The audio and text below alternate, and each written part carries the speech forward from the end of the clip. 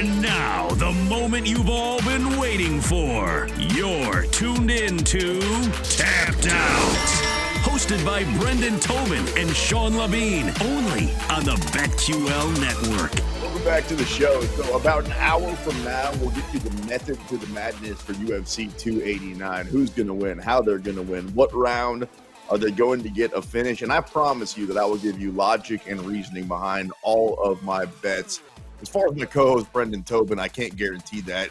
He put money down on a guy fighting right now, David Dvorak, simply because he has the same last name as a former Florida Panthers hockey player because they're playing tonight. Like, you think that's going to give good luck to the fighter or good luck to the hockey team? What's your rationale here? Both, dude. Good Cats vibes. That's what I'm looking for tonight. And I don't know if he's related to the former Panther Radek Dvorak, but if he is, could be a good night for the Dvoraks. I don't even know if Radek Dvorak is rooting for the Panthers, quite frankly. But he was an OG Panthers draft pick, then had a second stint with them. So I don't know. I just, the Dvoraks, you got toughness in their lineage. Should they be related, which I don't know. They could be like Nurmagomedovs, where some are related to Khabib, some are not. I don't know. Oh, I've met millions of Nurmagomedovs in my day. Dvorak, on the other hand, I mean, it would be amazing if he wins the fight and then he says something like, "Go Cats," but something tells me he has no idea. Man. I bet he doesn't know that there's a hockey game tonight. By the way, I hate to tell you this. The Heat aren't dead because they're the Miami. Brendan's down in Miami. The Heat aren't dead. I'm going to give Eric Spoelstra and Jimmy and those guys their respect that the Panthers are dead. I know they won the last game or whatever, but they're dead. Yeah, they're dead. No way, dude. You're kidding me. Look, let me tell you something right now. If you're the Golden Knights and you had the series in hand like that, you basically go up 3-0, that puppy's over. Lord Stanley's going to be yours, just a matter of time. And it's just snatched like that. No, you're shook. That's like, look, Boston said the same thing, dude. You gave him a little bit of life, boop, boop, and the Cats were there. Cardiac Cats can't be stopped, dude. All right, I get it. They have 9 lives or whatever. What have they been outscored by like 9 goals or something through the first 3 games? No, that's domestic Cats, dude. That's domestic Cats. They're Panthers. It's a big cat. They've had a big bounce back. They were once at a point on the brink of extinction. Now, they introduced Pumas into the Everglades here. They're having a nice comeback. So try and get your feet on straight. Thank you for that National Geographic lesson. Brendan Tobin.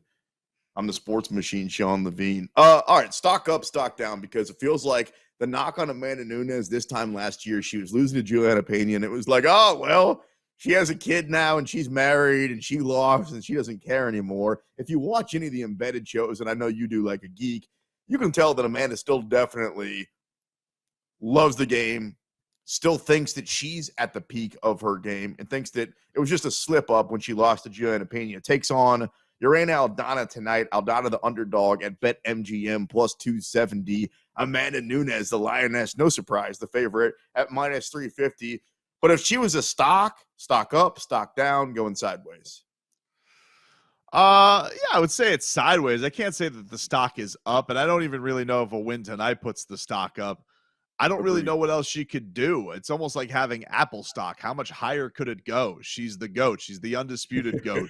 No one's ever, even with Valentina, like the only people were like, oh, what about Valentina? And now Valentina has like looked bad and then lost. So it's like, there's no arguments against Amanda Nunes. They do not exist. They will not exist. Like she's just the bona fide best, but that's too expensive for me to buy.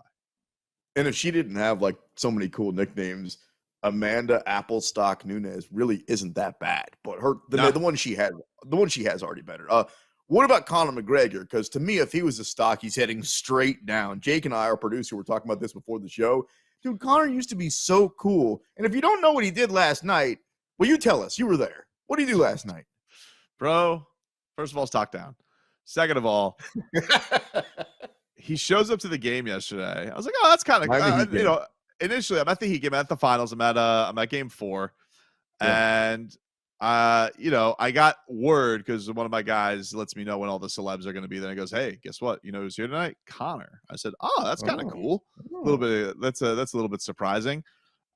Shows up right about, I'd say 5 minutes left in the first half, dude. Okay. So sits at his courtside seat. I got a very good view for him. Like, I was in the not the upper deck, but like the mezzanine tier. So I saw like right down on him. So Connor's there enjoying himself. And then like in the third quarter, things are not going good for the Heat. Bad. They're down 10, call timeout. Crowd's a little restless. Biggest game of the season. You know, they go down 3-1. You guys know what the stats are. Only LeBron and the Cavs have done it. Come back from that. So it's a big one. All of a sudden, they bring out Jason Jackson, who's the radio voice of the Heat, but also does the TV hosting for the Heat. Basically, JJ, a lot of yeah. And so he introduces Conor McGregor to say that he is partnering with the Miami Heat for this athlete pain relief spray. All right.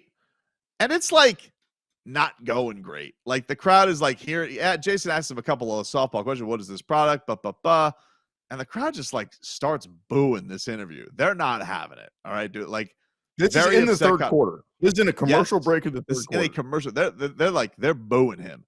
And then like all of a sudden, Jax is like, and Bernie the mascot wants a shot at the Notorious one.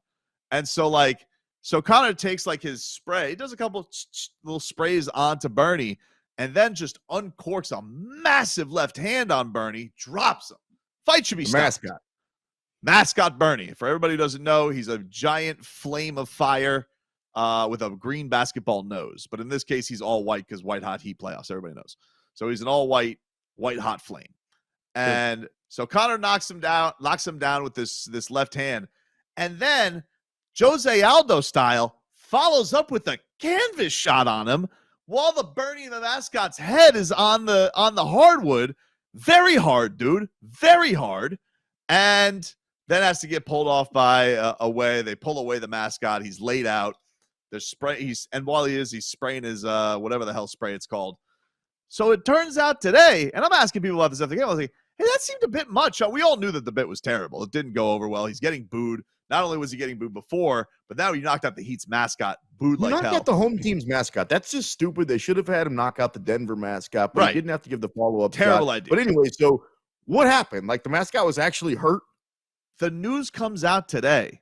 Conor McGregor sends Bernie the mascot actually to the ER, and the man had to get like pain medications prescribed and all that type of stuff. That's how hard Conor hit him into that basketball nose. Not a great start to the partnership. I'm telling you, this guy used to be so cool. Everything he touched, he had the Midas touch. It just turned into gold. Now everything he touches just turns into ashes. He is a bag. He knocked out. He hit the mat. If you haven't seen the video that he's talking, if you're driving around right now, don't pull over to watch it. But when you get home, you're going to be like, no way. He hit the follow. I don't mind the first shot. That was part of the act. But the follow-up, it's like, what are you doing? Anyway, okay, stock down. We agree on that. We move on. Kamaru Usman, stock up or down? No, I got to say down. Yeah. I'm a big Kamaru Usman fan. I thought that he was going to get the rematch against Leon Edwards. I was just, but Leon looked great, and I think with Kamaru, you think about the age, you think about the amount of tough fights that he's had, the injuries that he's dealt with.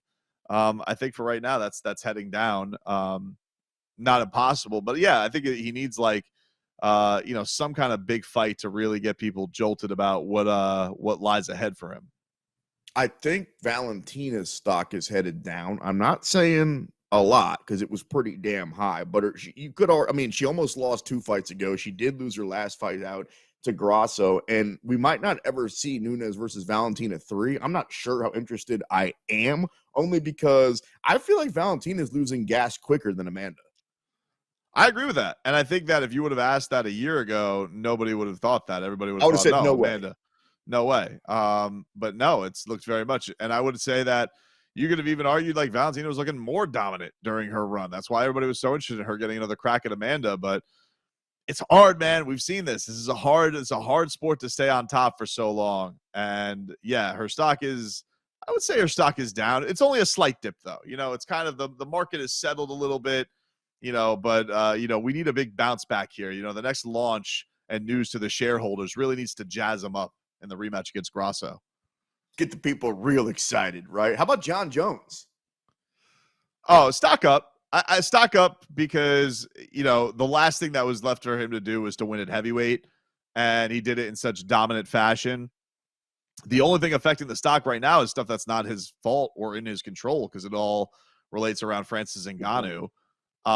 That's not his fault. So, and I don't know what's going on with this Stipe thing either. So everything that you could point at John Jones, who's usually been his own worst enemy, nothing is really his fault right now. He's just sitting idly by. We're waiting for the next John Jones fight. Can't wait for it. So it's high right now. It's red hot. Am I silly for thinking that I would have liked to have seen John a little bit longer in that fight against Cyril Gane? Everybody's talked about how great he looked, and he went all the way up to the very top of the pound-for-pound rankings, and I have no problem with that. He's John Jones. He's the best of all time. But to say that he was so dominant, yeah, it was quick. I don't know if we saw enough of John at heavyweight to say that that's what he is at heavyweight just yet. I don't think that's a totally unfair thing to say. Because I honestly think that Cyril Gane's been a little bit overrated for sure in his tenure so far.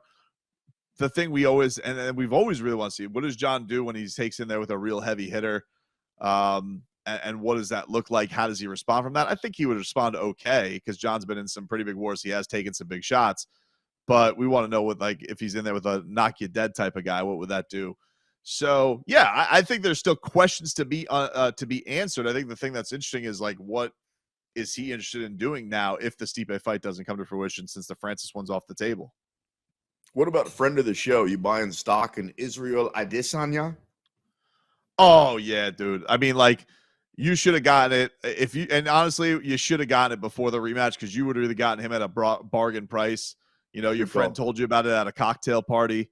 But you were like, yeah, I don't know. Crypto, am I really into this? I'm not quite sure. And now forget about it. It's like Bitcoin at its highest right now. Maybe it'll come a crashing down. But, like, dude, that was like one of the coolest knockouts ever. Nah, it might have been my top 5 favorite, Israel Adesanya, when he knocked out Pereira. And look, at some point we might see that fight again down the line. Real quick, Henry Cejudo. Yeah, stock down. It was a valiant effort, I thought, against Aljo. I didn't think that he deserved the nod, and I do think that there were definitely some things that looked like there was some cage rust or just some timeout that he needed to get right. So yeah, stock down, but not a big dip. It was, I think it's just a little not where it was definitely going into that one. 1 hour in the books. Coming up next, Brendan better strap up his gloves tight because I'm coming for the knockout. The segment's called You Gonna Fight Me. Then we give you the method of the madness. You hear from Beneil Dariush, and we check out UFC 289 tonight. Let's make some money right here on the BetQL Network.